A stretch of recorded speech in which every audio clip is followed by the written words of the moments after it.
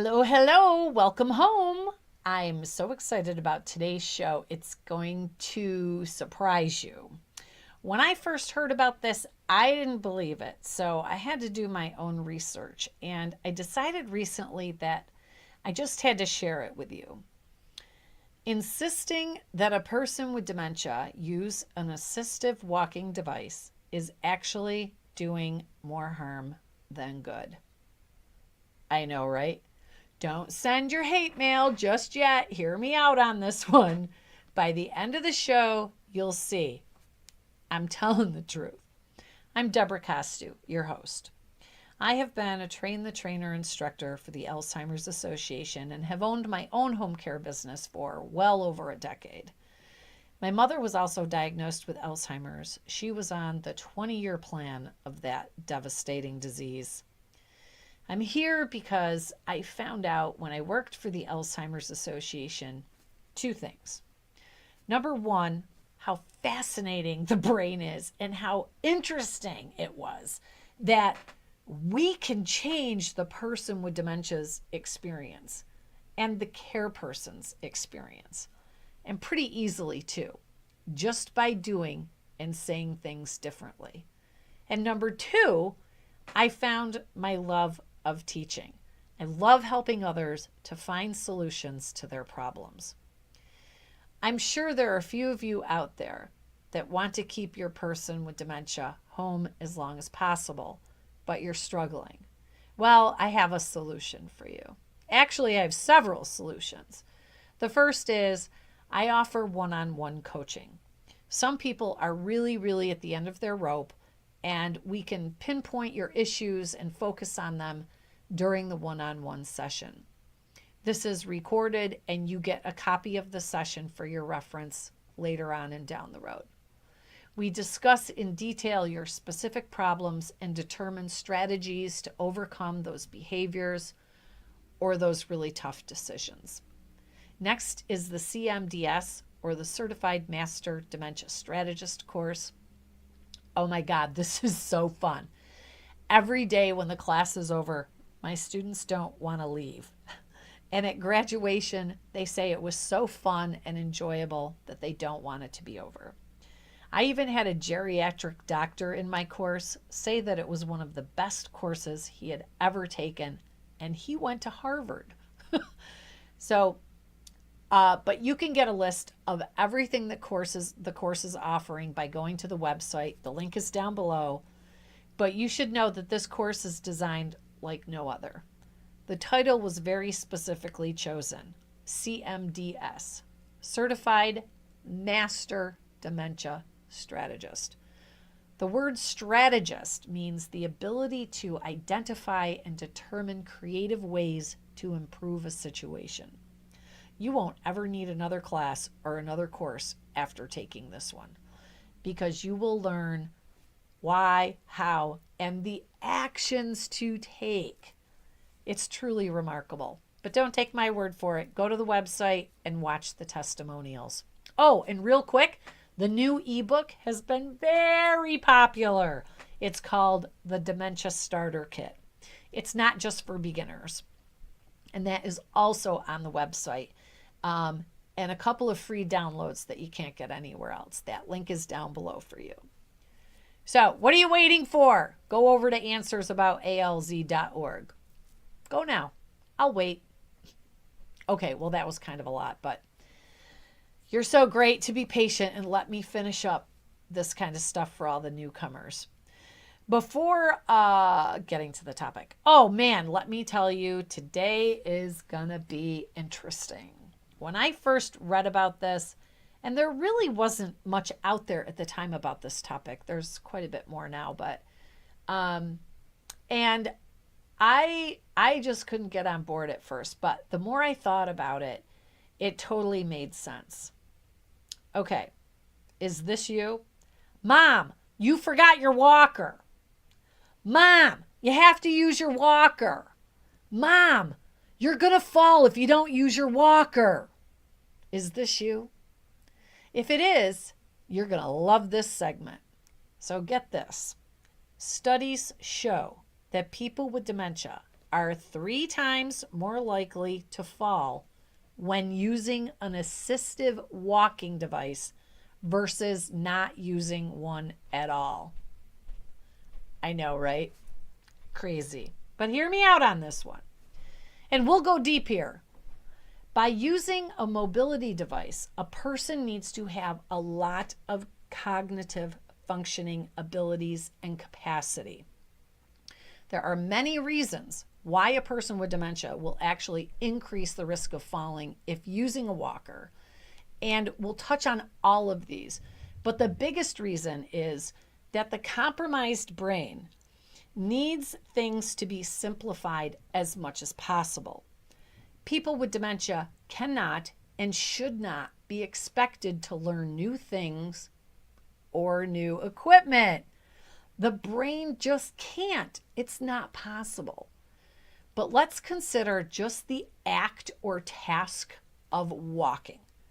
Let's look at the complexity of walking. Now, this example will be for a cognitively intact person, but let's dissect what is involved just in the ability for the brain to make us walk. So first, the brain must have a reason or a goal in mind to get up and walk. For instance, we need to toilet, or we want to get up and get a drink, or maybe answer the door. We determine a purpose to get up. So now we have a reason to transfer, walk, or move. Next, we have to stand up using our muscles. Our brain needs to send signals to get erect. Our abdominal, leg, and arm muscles all coordinate to stand. Our feet need to be involved also. How far apart are they? Do we have even pressure between the feet? We must get our balance in order to even stand erect. This alone is a huge amount of coordination for the healthy brain. Just to stand up. During all of this, we need to remember the purpose of standing. Next, we need to begin walking. So we have to take steps. Which foot is going to go first? They don't both go at the same time. They have to take turns. How fast or slow are we going? The brain has to figure all this out. How hard are we placing our feet on the floor? Are we tiptoeing or are we stomping? Are you seeing how complex this can be? It's really complicated. So our muscles, legs, feet, arms, back, everything. Now, also involved is balance. This includes your eyes and your ears in order to walk. You need your balance or you'll fall over, right? So now we're walking, okay? And we have to have directions, right? Where is the room we want to go to? How far away is it? How long will it take us to get there? What about depth perception? Our brain is calculating the distance. How short or long are our strides? How high off the floor, off the ground are your steps going to be? Are your feet shaving the floor? I think by now you're beginning to understand how even the simplest of tasks or activities is truly a complex coordination of the brain. It's a symphony of the nervous system to come together. Remarkable. Put remarkable in the comments if you're like me and you think this is cool. Amazing. It's a lot. So when you've got a person with brain damage and you give them a walker, it's actually counterproductive. It impedes walking rather than assists walking. It's just one more thing to throw in the already compromised brain. It's kind of like texting while driving. In a healthy adult, using a walking device doesn't hardly impact the cognitive functioning load. However, if the person has dementia, the brain function has to increase up to 40%. Wow. Is that a DBT? Is that a dementia breakthrough? Put DBT down in the comments. A person with dementia needs 40% more cognitive bandwidth to properly use a walker or a cane. Do you think that's even possible? Is it possible for a person with Alzheimer's or dementia to use 40% more cognitive functioning?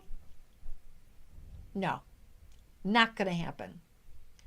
So when you keep harassing them to use their walker, it's just upsetting them and you, and it's truly just making them less stable and increasing their falls. I know you might need a little bit more convincing, and I did too, so we'll keep going. The task of walking requires the brain to automate the body to perform a sequence or a pattern. This requires our executive functioning in the brain. In Alzheimer's disease, the executive functioning declines early in the disease process, leading to falls. Using an assistive walking device is considered multitasking and requires much more cognitive capacity. The demands of multitasking creates cognitive overload, and the brain is no longer able to depend on the executive functioning. In addition to all of that, the affected person will not properly use the assistive device without constant reminders or cueing. And that is annoying for everyone. It just becomes yet another tripping hazard. These devices are designed to assist walking, but for those with neurodegeneration, it's the opposite effect. They become a walking disaster. They are 4 times more likely to encounter an injury-related fall from using a mobility aid. So we've talked about why it is so taxing on the brain and why the brain can't perform. But let's now discuss the social and relationship strain on using a walker or cane. Let's try to remember that their short-term memory isn't working. So saying, "Mom, you forgot your walker," over and over only makes them feel stupid. Every correction or reminder is knocking down their self-esteem. It's our job as a caregiver to build their self-esteem and to use positive communication. That's what a dare giver does. We dare to change our communication. So if after this entire video, you're still going to push that walker on them, at least do it in a positive way. Like, "Hey, Mom, I just got this for you. Do you think you could try it out?" Not, "Hey, stupid, you forgot your walker again." Here's the thing. They're not going to remember to use it. They're not going to use it properly. They don't realize they need to use it. They don't think they need it. So really, come on, stop pushing this issue. Insisting that they use a device that they can't maneuver is just causing more harm than good. That's all for me today. Subscribe, share with your friends, come often, and I will see you next time. Would you like to get these same results? This course comes with a 100% money-back guarantee. Join me for the next session before the class is full. To apply, go to answersoboutalz.org or give us a call at 585-775-5949 today.